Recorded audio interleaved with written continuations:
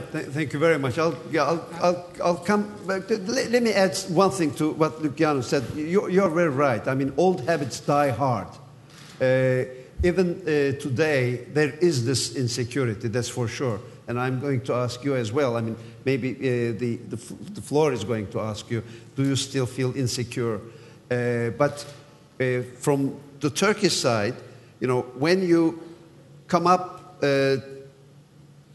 against the wishes of Washington, you are not you don't feel really secure. The relations are great. I mean, old ally, everything, but still, when you say, because we used to have, you do whatever you are told. Europe is silent. Is it silent, partner? Big question mark. So I quite agree with you. Yes, sir. I want to say something that I suspect hasn't been heard at this conference, because it's interesting to hear the word insecurity. And we're going to see an election in 2 weeks that will reflect a different kind of insecurity. The United States is and will be for the foreseeable future the dominant military force in the world. Yeah. But I think it's very important for people to understand the angst and anger and concern on the part of the American people about where we are today. Internally, we have a 9.5% unemployment rate, a rate that we haven't seen since the 30s. And that rate is going to stay high for the next several years. Indeed, even with a decent recovery, which we're nowhere near, it may take 5 years to get back to the employment levels of 2007 when the Great Recession came. Number two, the poverty figures just came out last week. 44 million Americans are at or below the poverty line, 25% of African Americans, 25% of Hispanic Americans, 12.5% of Asian Americans. 1 in every 5 children. Almost 20% of male workers between 25 and 54 do not have a job, and we have not seen long-term unemployment past 6 months as we have today in decades. In addition, there is a feeling, and this is where it comes back to the global governance issue. People, when they are angry, when they're without jobs, at a town hall meeting, a supporter of the president said, "Mr. President, is the American dream over?" That is the notion that if you work hard and you play by the rules, you can have a good middle-class life. That is now thrown into question by a lot of people. And this is a very dangerous situation for what is still the dominant power, even in this diffused world, because it leads to convulsive activities. It can press governments to take actions they should not be taking. And that, to me, is a very significant concern when we talk about global governance, integration. You look for scapegoats, you look for problems. And I wanted people to understand, when we talk about insecurity, that the developing world is somehow insecure, I think, and I was ambassador to the EU as well, Europe is ready to give up seats on the IMF. They understand the rules have changed, and so does the United States. But the American people are in a very, very difficult psychological and actual state, and that can lead to problems for global governance and for the kind of integrated world we've been successful in building. Feel happy.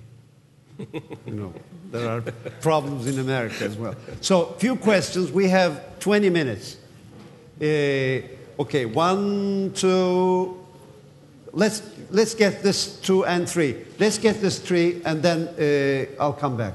Yes.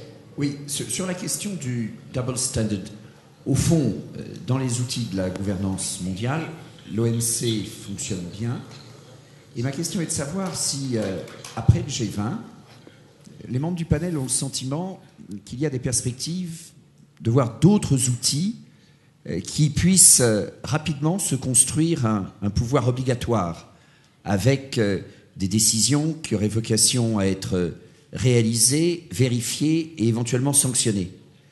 Quand on constate l'insistance qui a été mise sur le thème du double standard dans la définition de l'économie de marché, mais aussi du double standard dans la définition de la démocratie, on peut tout de même être un peu inquiet, au-delà des généralités sur la diffusion du développement et le chemin heureux de la gouvernance, sur une réelle capacité à adhérer à des règles contraignantes si l'on reste sur cette idée de double standard. D'accord. Je vais poser la question à Kemal Dervish. Si les autres veulent ajouter quelque chose, vous pouvez. Alors, c'est à toi, mais avant, voilà.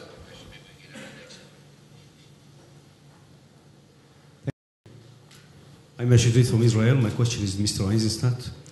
As a matter of fact, I have two questions. First, can't really the United States, in the connection that you have with China, solve the problem of the monetary war, which is going to make a big damage to both sides?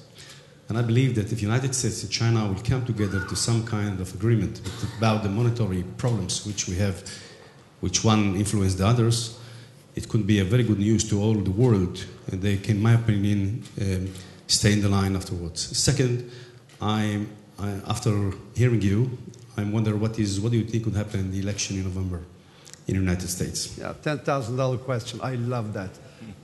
Let's start with Kemal, and then we'll get to Mr. Eisenstadt. Je pense que ça sera très difficile d'avoir une autre organisation telle que l'OMC rapidement. Je pense qu'on va s'acheminer dans cette direction, mais ça va prendre plus de temps. L'avantage du commerce est que c'est quelque chose de très réciproque.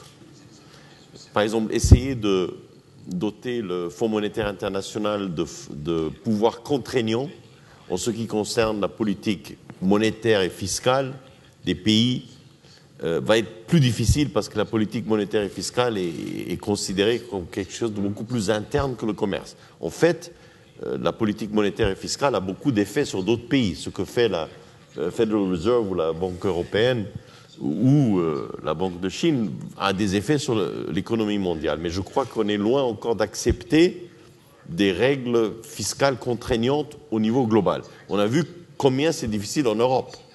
Après des années de coopération et d'intégration européenne, d'avoir des règles fiscales contraignantes avec le pacte de stabilité. Donc je crois que ça va prendre beaucoup de temps, mais le processus est tel que je crois hier l'a aussi dit Jean-Claude Trichet, le processus d'échanger les vues et d'avoir le Fonds monétaire qui catalyse cet échange d'opinions et de données sur la politique fiscale et monétaire des macroéconomiques des pays est un premier pas, je crois, assez important. Ce n'est pas contraignant, mais tous les pays doivent déclarer maintenant quelles sont leurs politiques monétaires et fiscales, comment ils conçoivent l'avenir de leur politique macroéconomique. Ils reçoivent des commentaires. Le Fonds monétaire catalyse ce processus disons, de mutual assessment.